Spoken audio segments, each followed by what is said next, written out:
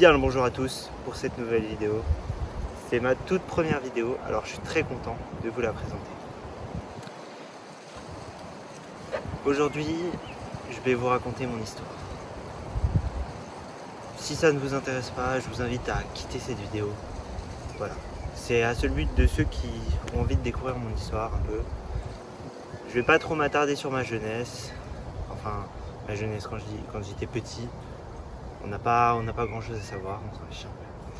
Je vais surtout vous parler de ces 3 dernières années qui ont changé ma vie à tout jamais.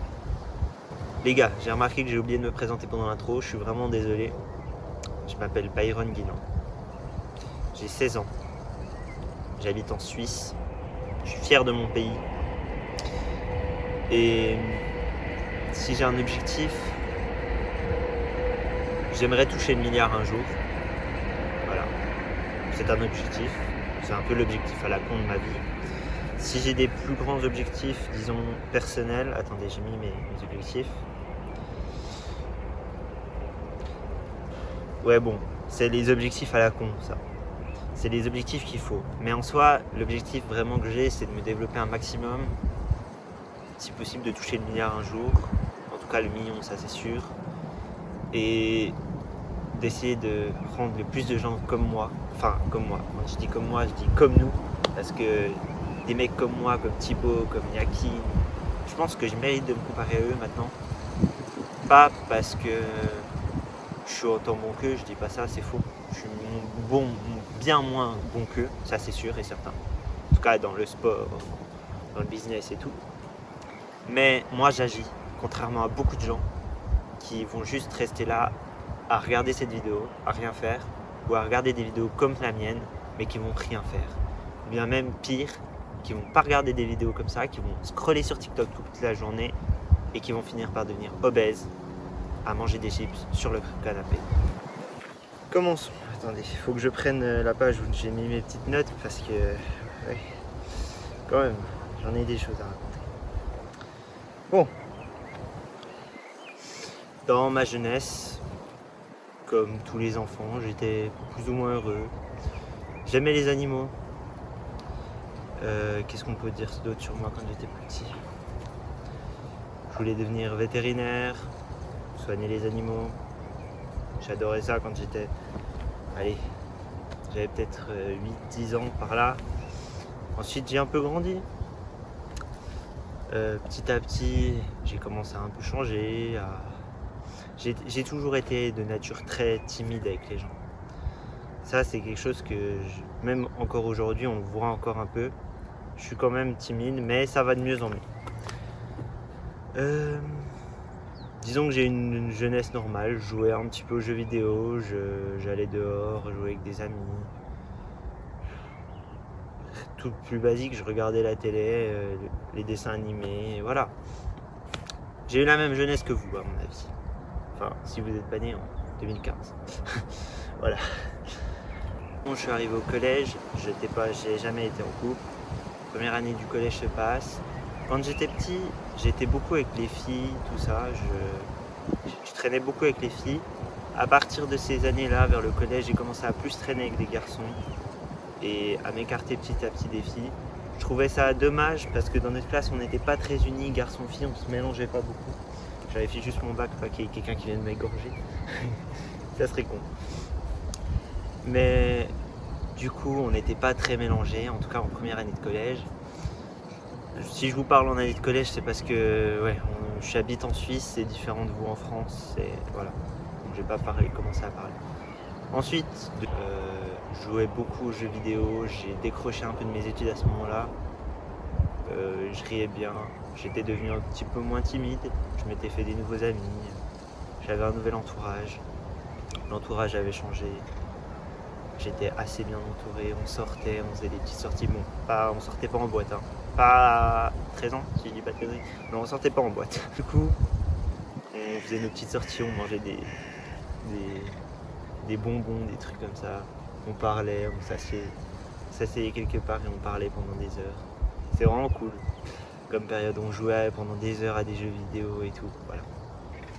Ensuite, au début de ma 3e année de collège, donc l'avant-dernière en Suisse. Je sais pas comment ça se passe en France, j'y comprends rien. J'y ai jamais rien compris en France, ok.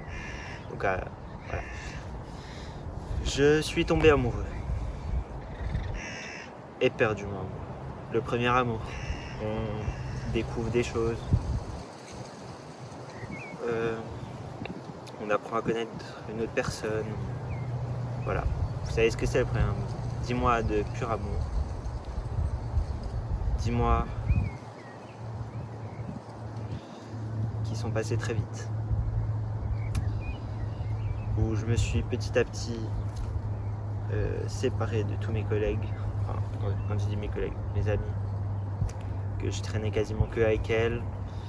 Beaucoup de choses, voilà, se sont passées pendant ces 10 mois. Je ne sais pas si j'ai plus appris pendant ces 10 mois ou après ces 10 mois. Mais ce que je sais, c'est que cette relation, elle a duré 10 mois. Ça a été compliqué au moment où on a cassé. Pendant 1 mois surtout. Le premier mois, c'était dur. Je pense que c'est dur pour tout le monde. Surtout le premier amour qui est très... Voilà, pour le premier amour, on donnerait tout. Voilà. Donc ça a été assez compliqué, mais j'avais déjà commencé le sport à ce moment-là. Ça faisait... pendant ces 10 mois, j'avais fait pas mal de sport. J'avais un peu augmenté mon corps. Je me trouvais déjà mieux. J'avais moins honte de moi. En tout cas, mon physique, voilà. Et puis, ces mois après ma rupture, il y a eu énormément de remises en question. Il y a eu beaucoup de pourquoi, de comment ça, de...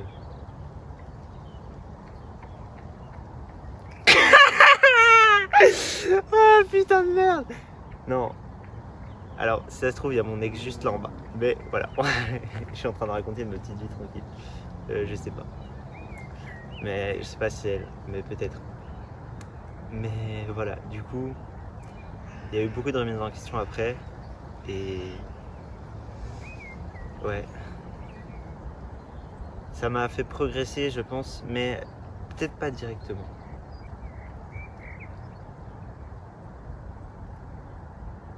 Non, je crois pas. Reprenons.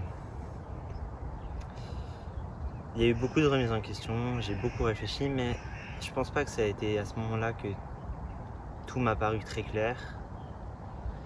Je pense que je me suis un peu perdu à ce moment-là. J'ai replongé dans les jeux vidéo, j'ai revu mes amis, je me suis fait pardonner, je leur ai expliqué les raisons de ce premier amour qui m'avait aveuglé. Du coup, pour continuer, je me suis un peu perdu sur TikTok, ce que j'avais déjà fait un peu avant, mais que je pense que je me suis perdu. Est-ce que je me suis vraiment... Je me rappelle plus si je me suis perdu sur TikTok à ce moment-là ou si c'était avant de me mettre en couple. Mais voilà. Je me suis réconforté avec One Piece en regardant One Piece. Ça a été un câlin, One Piece. Ça a été magnifique. Mais je ne savais pas encore vers quel endroit je voulais aller. Puis tout à coup, un jour, c'était l'année passée, en avril peut-être, ou juin, ça devrait bientôt faire 1 an, je suis tombé sur une vidéo de Mr. Dreamax. Alors j'avais déjà vu plein de vidéos de lui qui disait des trucs et tout, ça m'intéresse pas trop plus que ça, mais j'étais quand même intéressé par ce qu'il donnait comme valeur, je trouvais ça qu'il partageait des bons trucs. Et il a dit un truc, il a dit, cette feuille, elle contient 700 balles de dev perso et je te la balance gratuitement par mail.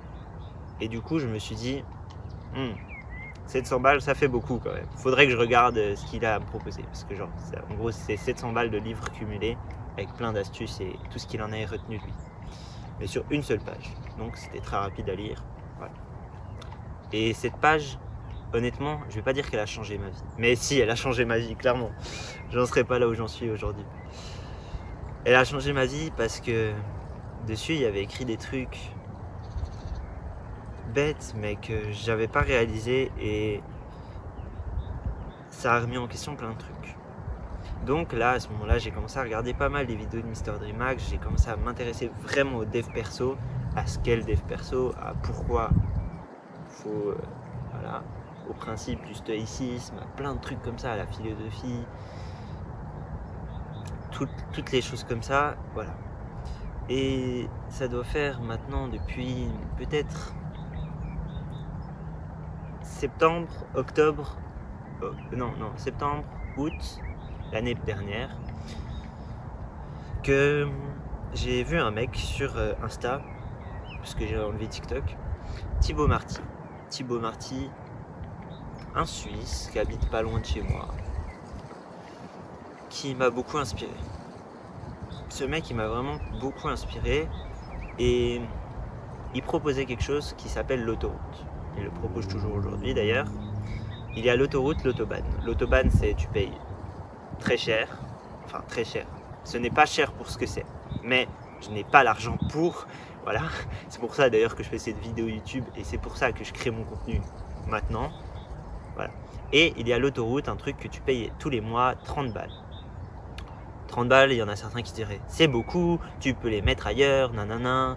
Voilà, non, j'ai pas envie de les mettre dans de la vodka, mon gars, tous les mois, ça me sert à rien. Donc je mets ces 30 balles chaque mois dans l'autoroute. Voilà, ça part une bonne partie de mon argent de poche d'ailleurs. Ça fait mal au cul, mais je peux te dire que la valeur perçue est bien meilleure. J'ai vu des gens là-dedans, des gens incroyables comme Tristan, comme Yakin et comme Robin, comme plein de gens incroyables. Des mecs qui surpassent chaque jour, qui font des trucs de fou. Même Thibaut c'est un fou. Il est trop fort. Là, il est parti à Bali, il est allé à Dubaï.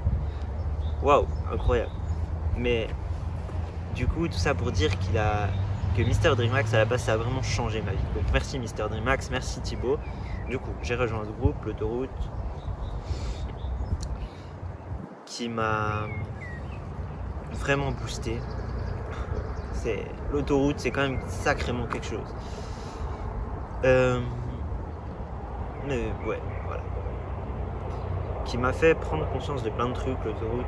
En fait, les gens pensent toujours que quand vous achetez une formation à 2000 balles, quelqu'un, même moi j'ai pas acheté la formation à 2000 balles. Mais ce que je veux dire, c'est quand vous investissez. Attendez, je laisse le train passer. Quand vous investissez, les gens pensent toujours oui, c'est con d'investir là-dedans, ou bien oh, si le mec investit, c'est que le mec qui lui propose cette formation, il va lui donner la petite pépite d'or et genre en gros, le mec va avoir la solution directe pour faire des millions. C'est pas ça les gars. Le mec dans qui vous investissez quand vous investissez dans une formation, le mec va juste vous dire ce que vous savez déjà. Mais sauf qu'il va vous faire prendre conscience de ce que vous savez déjà. Genre vous le savez, mais vous le faites pas. Et lui, il va vous faire le faire. Voilà. Parce que quand tu mets de l'argent dans quelque chose, ça prend plus de sens. T'as envie de le faire. Genre alors que si par exemple là je commence, je sais pas, j'avais rejoint un canal Telegram il y a vraiment pas très longtemps et le mec donnait des conseils. Mais j'allais pas voir dessus. Parce que déjà, ça me faisait chier de tout le temps aller chaque jour, une fois sur le canal Telegram pour voir des conseils que j'avais même pas payé.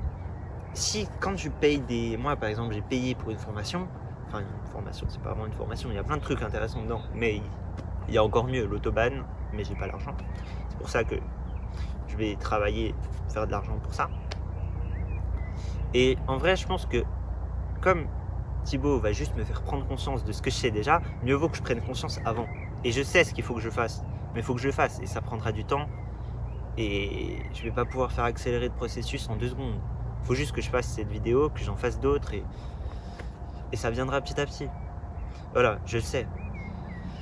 Mais les gens pensent toujours que le mec va vous donner la petite pépite d'or pour réussir. Non, non les gars, il va juste vous dire des trucs que vous savez déjà, mais qui va vous faire prendre conscience et vous allez le faire après. Vous allez dire, ah mais je suis con de ne pas avoir fait ça, pourtant je le savais. Et là vous le ferez, et là vous serez bon. Et après, un mec comme Thibaut, après vous devenez pote avec lui, vous faites des contacts, voilà. C'est aussi ça le truc de, par exemple, l'autobahn. Quand vous rejoignez l'autobahn, vous faites partie d'une communauté. Déjà, l'autoroute, vous faites déjà partie d'une communauté. Entre nous, on s'entraide, on se dit bonne chance quand il y a un mec qui va faire un combat ou je sais pas, des trucs comme ça.